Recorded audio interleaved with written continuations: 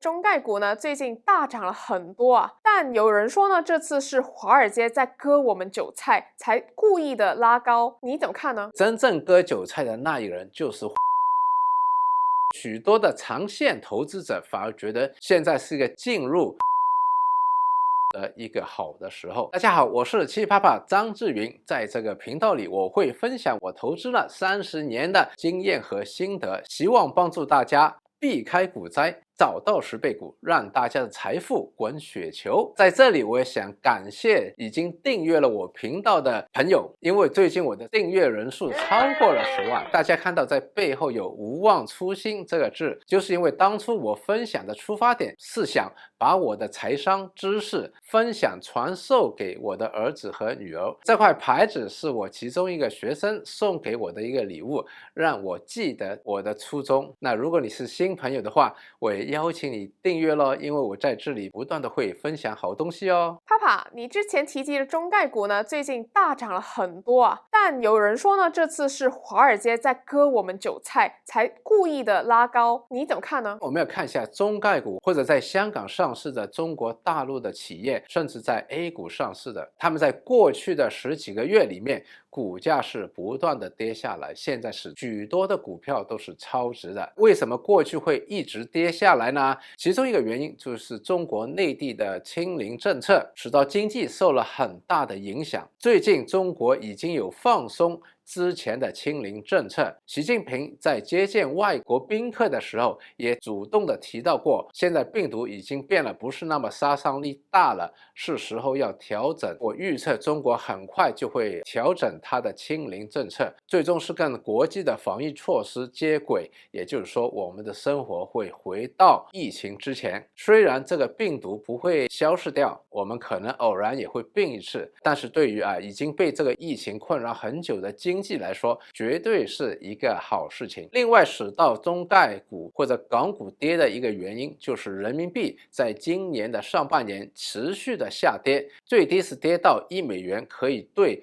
7.26左右的人民币。现在虽然中概股或者港股已经在11月份反弹了很多，如果我们跟之前来比较的话，还算是一个估值非常合理便宜的，所以许多的长线投资者反而觉得现在是一个进入中概股港股的一个好的时候。那当然短期内毕竟股票也涨了这么多，不排除有些短线的投资者获利离场，使到这个股票会有调整，但是整体来说，我觉得港股和中概股最差的时候已经过去了。但是又有人说，鲍威尔这次呢讲话都还没有结束，而且讲的话呢又不是很割，市场呢便马上拉升，这是不是又是另一场华尔街在割我们韭菜，操控市场？你又怎么看呢？我发现很多的朋友想象力很丰富，我不知道他们是看了哪一个人的评论，整天想象着这个世界上有很多的人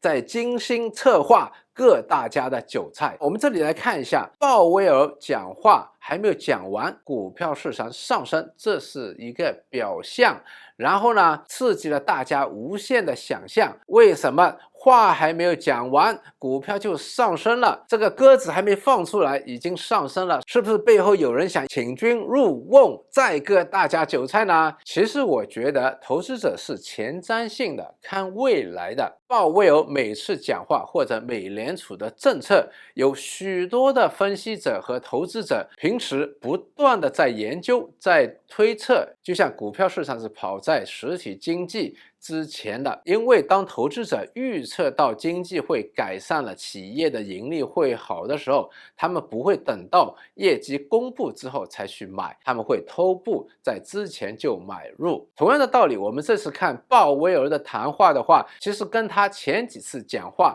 没有什么不一样，都是说要非常坚定的控制通胀，回到了一个长期平稳的2%。We're very far from our inflation target. We really need to restore price stability, get inflation back down to 2%, because without that, we're not going to be able to have a sustained period of maximum employment. 现在的劳动市场还是过热，这些话并不是什么新的，但是另一方面，投资者是不喜欢不明朗的因素。在鲍威尔没有讲完话之前，大家就会恐惧这次会不会真的是特别阴啦？除了这个不明朗因素之外，其实当然也有个赌博，万一鲍威尔的话真的很阴，股票市场会跌；如果鲍威尔真的放鸽子了，股票市场会涨。但是这个跌和涨，可能这个发生的机会是 50-50。那有人看到，当鲍威尔讲完这番话之后，也就是说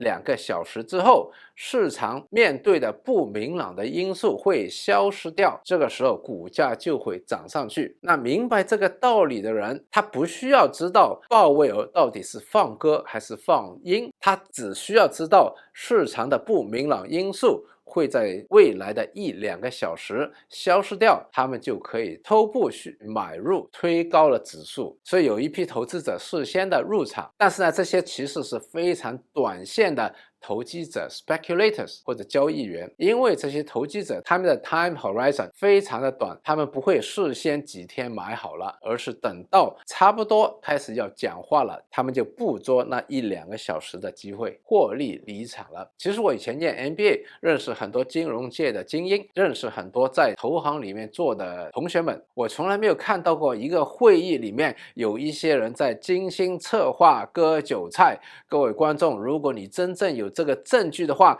请你给我，我也想开一下我自己的眼界。就像我没见过鬼，大家有没有见过鬼？但是很多人都很怕鬼，觉得这个世界上有鬼。我也希望有人拍到真的有鬼出现的，给我开一个眼界。但是我们很自然的就是很怕鬼，也想象出来很怕有人在割我们的韭菜。那真相是什么呢？第一个，美国的指数需要大量的资金才能够去操控，所以有这么大的资金去推高美国的指数。第二个，如果真的有人操控股市的话，这个是犯法的，美国的证监会或者有关的机构会调查的。真正割韭菜的那一个人，就是幻想有人割他们，把他们做韭菜的那一个人。Oh my god！是想一想，韭菜是被谁割的？韭菜哪的股票是谁去卖出去的？当然是那个韭菜自己。韭菜在市场跌的时候，他就去看新闻，觉得有人要割韭菜，增加了他的恐惧的程度，然后把他的股票在非常低位的，甚至是最低位的时候卖出去，自割韭菜。在牛山非常疯狂的时候，谁都看好的时候，他们自己去买，没有一个人拿着一支枪一把刀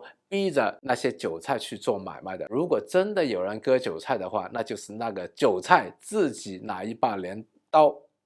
割了自己的韭菜。Oh, I see。大家千万要学习看懂股票市场的真相，不要再想象有人在操控股市割大家的韭菜，因为大家有这些幻想的话，到最终大家应该买的时候不买，不应该卖的时候去卖掉，反而是损失不菲。但是全球最大的私募黑石最近爆雷，黑石真的完蛋了吗？那关于黑石呢，最近有些投资者想取回他们的资金，黑石是限制了他们的赎回。那在这里我解释一下我的理解。第一个，现在美国在加息，整体的房价在跌，房地产作为一个投资，它的吸引度也在下降，但是房价有滞后的效果，也就是说房价跌的速度没有它投资价值跌的速度要快。那作为一个聪明的投资者，当然想把他的资金在这个股价还没有反映出来之前先抽回来，但是在房地产里面，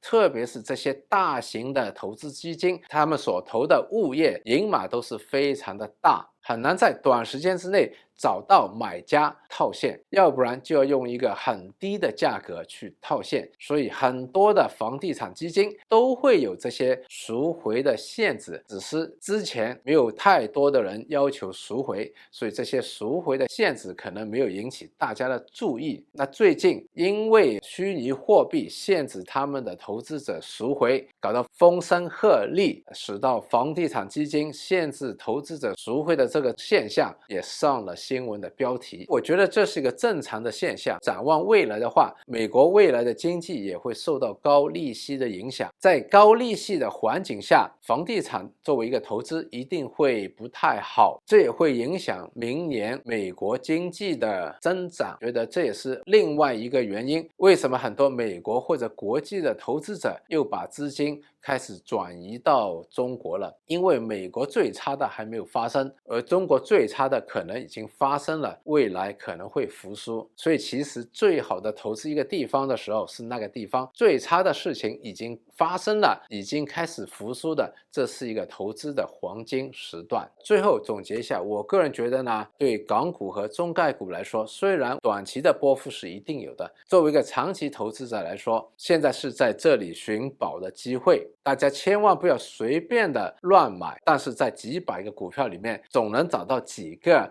优质的股票，在熊市的末期或者牛市的初期买入，到牛市升到疯狂的时候涨10倍，我觉得是有机会的。所以大家跟我一起寻宝咯。那看到这里的你，给自己一个赞，也给我们一个赞，也把今天的视频分享出去咯。那我们下次再见。